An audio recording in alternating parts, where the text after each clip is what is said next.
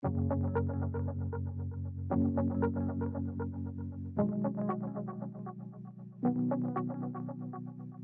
people think of Iceland, they think of the chilly cold.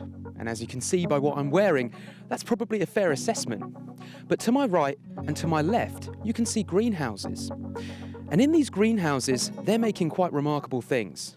Paprika, bananas, coffee, courgettes, cucumbers, things that would never be grown normally here in Iceland. And how is this all possible? Well, we're going to find out.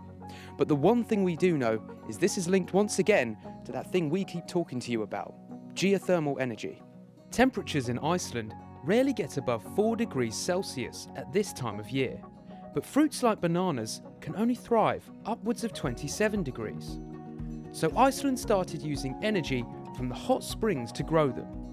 It's been a common myth that the country started exporting them, but this was debunked by Guri Helgadóttir, who works at the Horticultural College of Iceland. How did this idea come to happen? So we are here in the banana house of the Horticultural College, and we've had this house for over 70 years. And in the beginning it was actually built as a house for tropical plants. And I think the reason was that people wanted to show which species you could grow in Iceland if you had geothermal energy and a greenhouse. And I think bananas were the most exotic fruit that people could think about at that time. So in this greenhouse we have bananas, we have coffee, we have cacao plants, citrus fruits, all kinds of ornamentals as well. So basically I think we've proven that we can actually grow anything if you got geothermal and a greenhouse.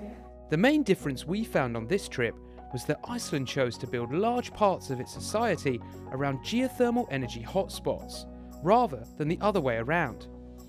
And the greenhouse was no different. The reason people built the college in this area is because we have a geothermal, it's very active geothermally.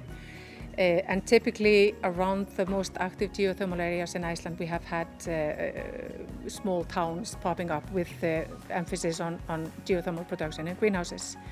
So this school started in 1939 and the reason is that we have this geothermal energy, but also because we have an abundance of cold water and we use the same water for watering in greenhouses in Iceland as we use for drinking, so it's very clean.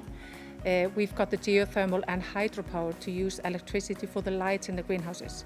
And since it's very dark throughout the winter in Iceland, we need to use artificial lights for lighting up the greenhouse crops. The key crops in Iceland would be tomatoes, cucumbers, paprika, bell peppers, salads and some herbs. We use the green electric energy for the greenhouses as well. But we also have a local source of CO2. There was this farmer not very far from here. He was drilling for hot water, but instead of getting just hot water, he hit this underground vein of pure, 98% pure CO2. So he used some method of extracting the CO2 from water, and we use this CO2 for the greenhouses because you need that as one of the ingredients for photosynthesis.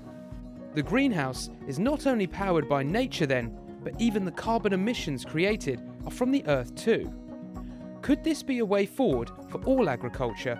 And more importantly, how does it taste? Wow, that's sour, but that is really nice. That tastes like a really fresh toxic waste. But this isn't toxic waste, this is geothermally produced. Thanks so much for watching and make sure you stay tuned for our other Iceland videos.